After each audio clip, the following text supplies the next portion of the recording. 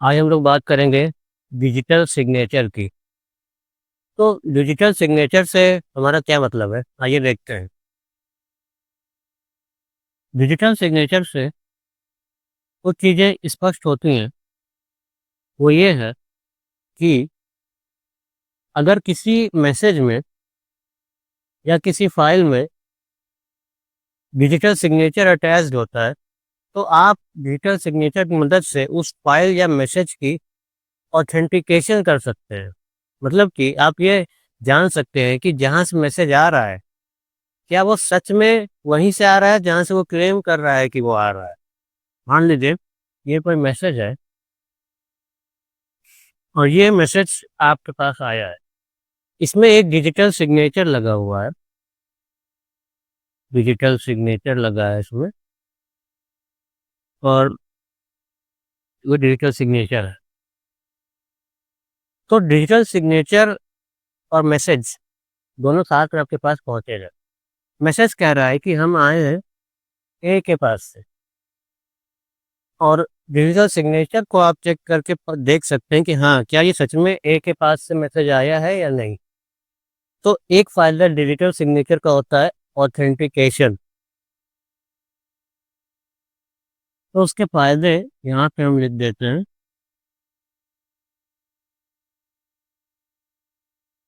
Digital signature का एक दूसरा फ़ायदा भी होता है, वो ये है कि मान लीजिए ये आपका मैसेज है, आप डिजिटल सिग्नेचर की मदद से ये चेक कर सकते हैं कि मैसेज आपके पास पहुँचते-पहुँचते कहीं बिगड़ तो नहीं गया? क्या उसमें कुछ एरर तो नहीं ऐड हो गए? या उसमें कोई गलत वैल्यूज़ तो नहीं चली आई? या मैसेज कहीं पर आधा मिस तो नहीं हो गया? ये सब चीज़ें आप डिजिटल सिग्नेचर की मदद से चेक कर सकते हैं। तो डिजिटल सिग्नेचर का दूसरा फ़ायदा होता है इंटीग्रिटी।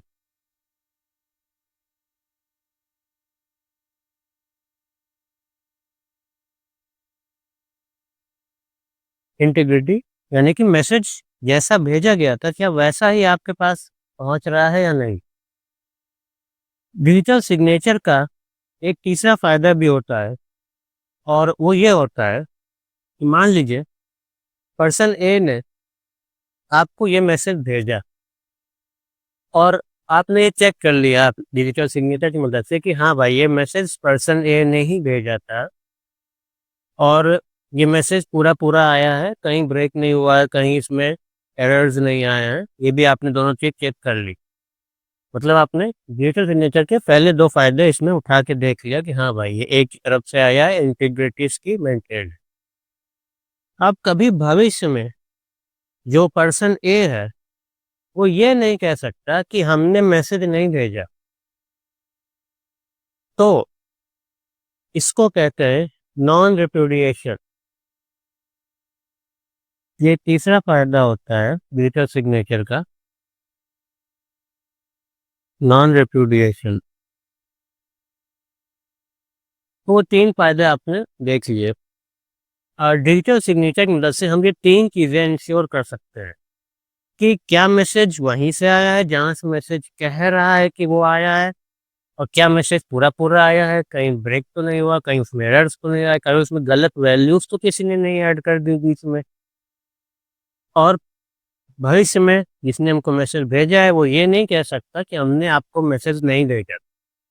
ये 3 चीज़ें डिजिटल सिग्नेचर से इंश्योर हो जाती हैं। तो ये यूज़ होता है डिजिटल सिग्नेचर का। और डिजिटल सिग्नेचर के बारे में एक चीज़ और आपने अभी जाना कि मैसेज के साथ आपको डिजिटल सिग्नेचर मिलेगा। जब कोई आपको मैसेज भेजेगा, साथ में उस मैसेज के साथ एक डिजिटल सिग्नेचर अटैच करके भेजेगा।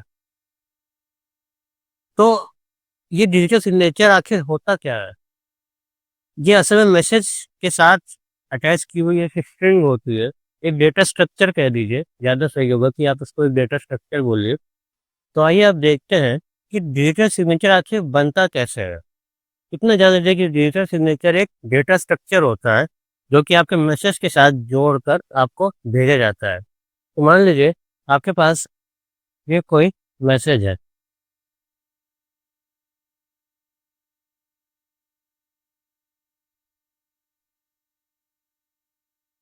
एक प्रक्रिया होती है जिसको हम हैशिंग कहते हैं। हैशिंग। हैशिंग एक ऐसी प्रक्रिया होती है जो किसी भी स्ट्रिंग्स को, किसी भी अक्षरों के समूह को एक दूसरे तरह के अक्षरों के समूह में बदल देती है। तो अगर ये कोई मैसेज है या कोई फाइल है, अगर हम उसको हैशिंग प्रक्रिया से गुजारेंगे तो वो उसको एक अक्षरों के समूह में परिवर्तित कर देगी। तो इन अक्षरों के समूह ये इस तरह से दिखाई देते हैं, मतलब बहुत लंबा समूह होता है, बहुत लंबा सा समूह होता है, बहुत लंबी सी स्ट्रिंग बनती है जब हम किसी भी फाइल या मैसेज पे हैशिंग प्रक्रिया का यूज़ करते हैं। और ये जो स्ट्रिंग बनती है लंबी सी, इसको हम डाइजेस्ट कहते हैं। डाइजेस्ट कह दीजिए या इसको हैश भी कह सकते हैं, दोनों ही नाम यूज़ कर सकते हैं। तो ये एक कॉन्सेप्ट होता है हैशिंग का, जिसको आप समझ लीजिए, ये आगे काम आएगा जब हम डिजिटल सिग्नेचर देखेंगे कैसे बनता है एक्चुअली। हैशिंग करने की बहुत सारी एल्गोरिदम्स होती हैं। एक पॉपुलर एल्गोरिदम है सिक्योर हैशिंग एल्गोरिदम, जिसका नाम हम यहाँ लिख देते हैं, सिक्योर हैशिंग एल्गोरिदम। इसको शॉर्ट में एसएचए कहते हैं। एसएचए एल्गोरिदम्स के भी कई प्रकार होते हैं। वो प्रकार कुछ इस तरह से होते हैं: एसएचए 256, एसएचए 512, एसएचए 2, एसएचए 3, ये होता है। एक होती है MD, message digest. Message digest algorithm के भी उस प्रकार है। एक प्रकार आप इसका देख लीजिए जो कि MD5 यूज होता था, अब नहीं यूज होता क्योंकि ये बहुत पुराना हो गया है। और ये दूसरा प्रकार इसका होता है राइप एमडी, जो कि अब यूज होता है क्योंकि वो इसका नया वर्जन है। तो ये कुछ एल्गोरिदम्स हैं जिनकी मदद से हम हैशिंग प्रक्रिया को कर सकते हैं, करके किसी भी मैसेज या फाइल का हम डाइजेस्ट कैलकुलेट कर सकते हैं। तो ये होती है हैशिंग की एल्गोरिदम्स। अब आइए देखते हैं कि डिजिटल सिग्नेचर को जनरेट करने का क्या तरीका हो। डिजिटल सिग्नेचर बनाने के लिए आपके पास होनी चाहिए एक पब्लिक की और एक प्राइवेट की,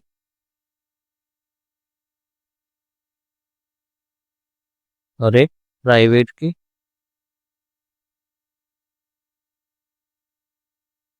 पब्लिक की और प्राइवेट की दोनों ही अक्षरों का एक बहुत लंबा समूह होती है, जिसको हम की कहते हैं इसलिए क्योंकि हम उसकी मदद से इंक्रिप्शन करते हैं किसी भी मैसेज का या किसी भी स्ट्रिंग का, किसी भी फाइल का इंक्रिप्शन करते हैं, इसलिए उसको हम की कहते हैं। वो होता है अक्षरों का बहुत लंबा समूह, दोनों ही, पब्लिक की भी और प्राइवेट।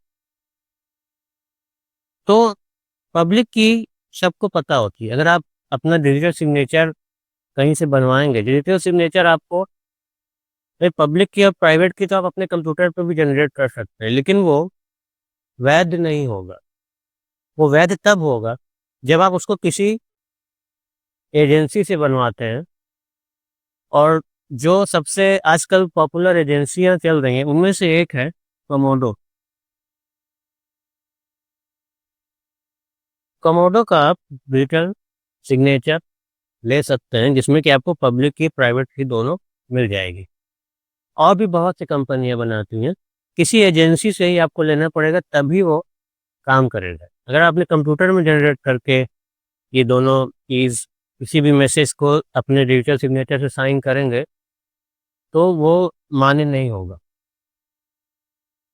क्योंकि किसी थर्ड पार्टी का ऑथेंटिकेशन चाहिए। थर्ड पार्टी को पता होना चाहिए कि आप कौन हैं, और उस थर्ड पार्टी पे सबको भरोसा होना चाहिए। तो इसलिए आपको किसी थर्ड पार्टी से बनवाना पड़ता है अपना पब्लिक की और प्राइवेट की का पेयर। तो ये भी आप समझ लीजिए कि पब्लिक की और प्राइवेट की हम इस्तेमाल करने जा रहे हैं। मान लीजिए कि वो कोई आपका मैसेज है, अब आपको उस मैसेज को भेजना है अपना डिजिटल सिग्नेचर लगा के। कैसे भेजा जाएगा? पहले ये होगा, इस मैसेज का हम डाइजेस्ट निकालेंगे हैशिंग करके। इसको हम हैशिंग करके, मान लीजिए कि हमने SHA 256 एल्गोरिदम यूज कर ली। इसका यहाँ पे आपको मिल जाएगा डाइजेस्ट। तो जो ये डाइजेस्ट होगा, इसको हम अपनी प्राइवेट की से एनक्रिप्ट करेंगे। अपनी प्राइवेट की इसमें लगा के उसको एनक्रिप्ट करेंगे। एनक्रिप्ट करने के बाद आपको यहाँ पे उसका एन्क्रिप्टेड फॉर्म मिल जाएगा। उसको हम, आप साइफर टेक्स्ट कह सकते हैं। एक साइफर टेक्स्ट मिल जाएगा, एन्क्रिप्टेड टेक्स्ट मिल जाएगा। वो भी एक अक्षरों की बहुत बड़ी श्रृंखला होगी, लेकिन उसको कोई पढ़ के समझ नहीं पाएगा कि वो क्या है। तो ये जो साइफर टेक्स्ट आपको इस प्रक्रिया को करने के बाद मिला, इसी को हम डिजिटल सिग्नेचर कहते हैं।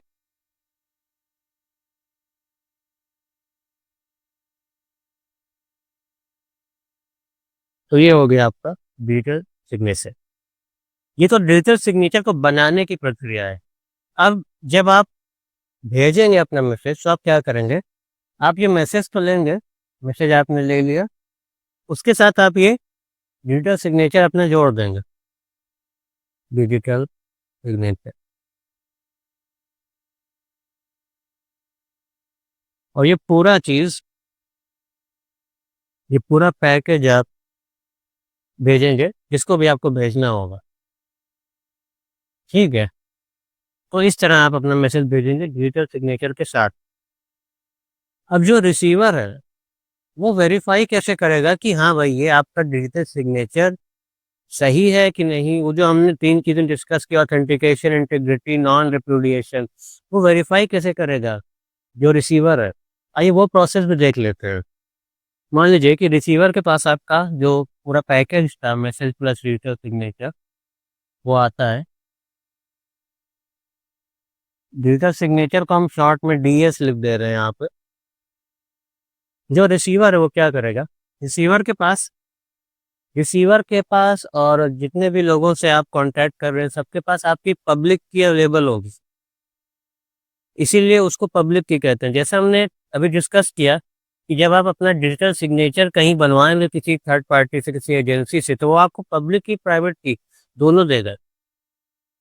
प्राइवेट की केवल आपके पास रहनी चाहिए, आपको उसे किसी को देना नहीं है। और पब्लिक की सबके पास हो सकती है। हर किसी के पास आपकी पब्लिक की होगी जिससे आपको कॉन्टैक्ट करना है। तो जो रिसीवर है वो ये करेगा, आपका डिजिटल सिग्नेचर उठाएगा और आपकी पब्लिक की को यूज़ करेगा, पब्लिक की, और इसको डिक्रिप्ट करेगा। अभी हमने देखा कि ये एन्क्रिप्टेड रहता है, ये साइफर टेक्स्ट के फॉर्म में होता है, ये एन्क्रिप्टेड होता है, इसको कोई पढ़ नहीं सकता कि ये क्या लिखा है इसमें। तो उसको पढ़ पाने के लिए जो रिसीवर है वो आपकी पब्लिक की को यूज़ करके आपके डिजिटल सिग्नेचर को डिक्रिप्ट करेगा, और उसको फिर क्या मिल जाएगा? उसको वही मिलेगा, हैश मिलेगा, उसको डाइजेस्ट मिलेगा मैसेज का। क्योंकि हमने किया क्या था पिछली बार? हमने डिजिटल सिग्नेचर बनाने के लिए क्या किया था? हमने डाइजेस्ट को लिया था और आपकी प्राइवेट की को यूज़ करके उसको एन्क्रिप्ट कर दिया था, और वो डिजिटल सिग्नेचर बन गया था। ऐसे डाइजेस्ट को ही हमने लेकर आपकी प्राइवेट की को यूज़ किया था, प्राइवेट की, और उसको एन्क्रिप्ट किया था पिछली बार, और वो डिजिटल सिग्नेचर बन गया। तो रिसीवर ने क्या किया? रिसीवर ने आपका डिजिटल सिग्नेचर लिया, आपकी पब्लिक की उठाई और डिक्रिप्ट कर दिया, तो वापस से डाइजेस्ट मिल गया।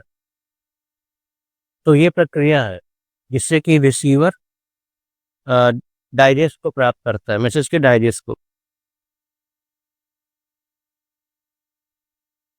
तो एक काम तो रिसीवर ये करेगा, दूसरा काम भी रिसीवर करेगा, वो ये है कि वो आपके मैसेज को उठाएगा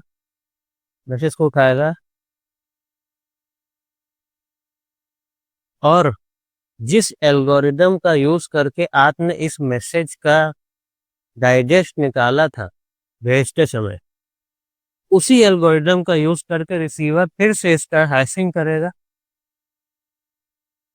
जैसे आपने SHA 256 यूज की थी, तो SHA 256 का ही यूज करके रिसीवर इस मैसेज को हैशिंग करेगा और उसका डाइजेस्ट निकाल लेगा फिर से। अब इसमें एक डाउट ये हो सकता है आपको कि रिसीवर को पता कैसे चलेगा कि कौन सी एल्गोरिदम से हैशिंग हुई? भाई रिसीवर के पास 2 चीज़ें हैं, केवल आपका मैसेज या आपका डिजिटल सिग्नेचर आपके पब्लिक की है, वो सबके पास है। आपने एक मैसेज भेजा SHA 256 से हैशिंग करके और दूसरा मैसेज आपने किसी और को भेजा राइप MD से हैशिंग करके, तो पता कैसे चलेगा किस एल्गोरिदम को आपने यूज़ किया है सेंड करने के लिए मैसेज? तो ये सब बातें आपकी डिजिटल सिग्नेचर में लिखी रहती हैं। तो डिजिटल सिग्नेचर जब बनता है तो उसमें केवल ये साइफर टेक्स्ट नहीं होता।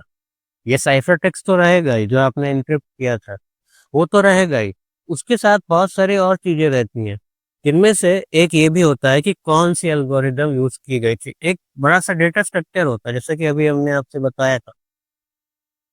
एक डेटा स्ट्रक्चर होता है डिजिटल सिग्नेचर, जिसमें कि एक भाग होता है डिजिटल सिग्नेचर आपका, जो होना चाहिए, जो कि मेन चीज़ है, और बाकी बहुत से भाग होते हैं, जिसमें से एक भाग होता है कि आपने किस एल्गोरिदम का यूज़ किया था।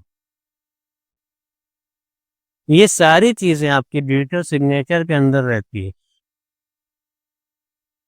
तो इससे पता चलता है कि आपने किस एल्गोरिदम का यूज़ किया। तो ऐसे ये काम करेगा, इस तरह से रिसीवर को पता रहेगा कि हाँ भाई किस एल्गोरिदम का यूज़ हुआ।